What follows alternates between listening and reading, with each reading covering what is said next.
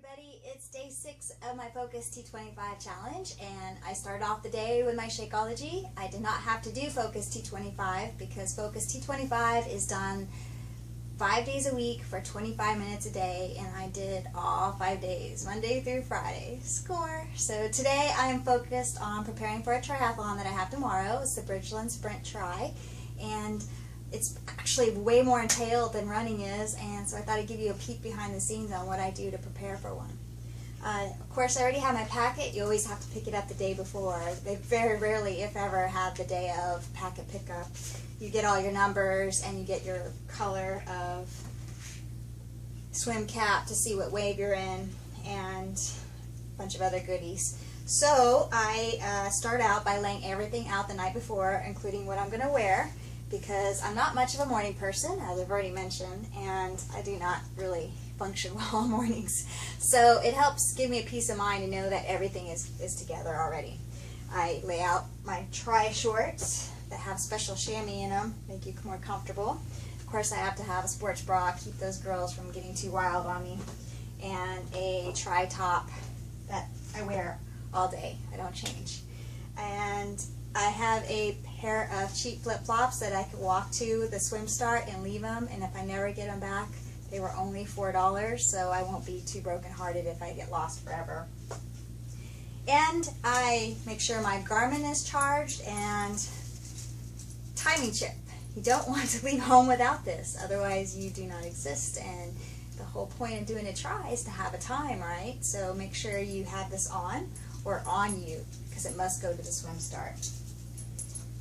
Also, to the swim start, you want to bring goggles. I like to choose tinted ones, especially when the sun's coming up in the morning. I don't have sun in the eye. And some people recommend bringing a backup pair because you never know when the strap might bust. So goggles are a must. I have to have earplugs because I get water in my ear way too easily, and it's very annoying.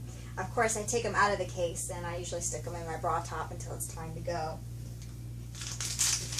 The swim cap already has the numbers put on that I got in my race packet. That must go with you. That's how they identify you in the water. And in the mornings, I will have my Shakeology packet. This is to remind me to eat breakfast, because yes, I do forget. And I take this with me to the swim start because I am usually waiting around, and it's good to have fuel before you start. Alrighty, so that's all the swim, that's all the start, that's how the day starts. Now I will go over what stays at the bike, because you get this little patch of real estate that goes with your bike, and it is this size.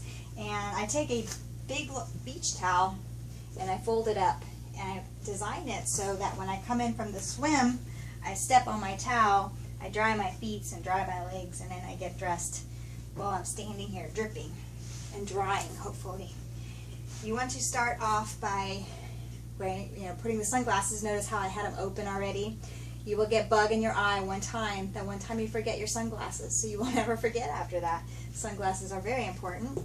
I wear a homie hat because I sweat. I sweat a lot, and I don't like sweat in the eyes. And so some people could use, I guess, sweat guards, head sweats, but I prefer homie hat.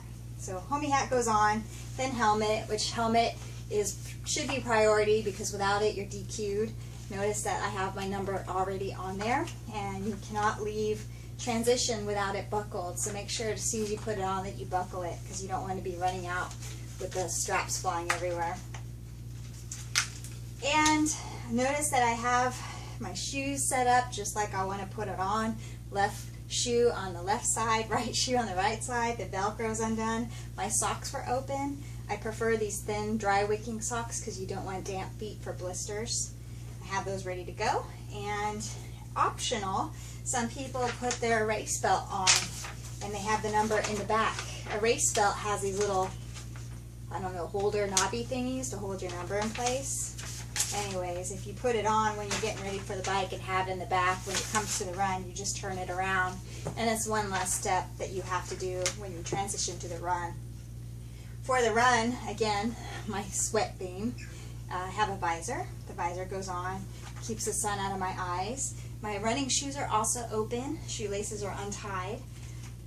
I like to carry a bandana that I wrap around my wrist. Again, anti-sweat, keeps me dry. And although it's only a 3-mile run tomorrow, I don't need goos, but I'm carrying them anyways because these are high in sodium. And since I sweat so much, I lose a lot of salt and I have cramping issues.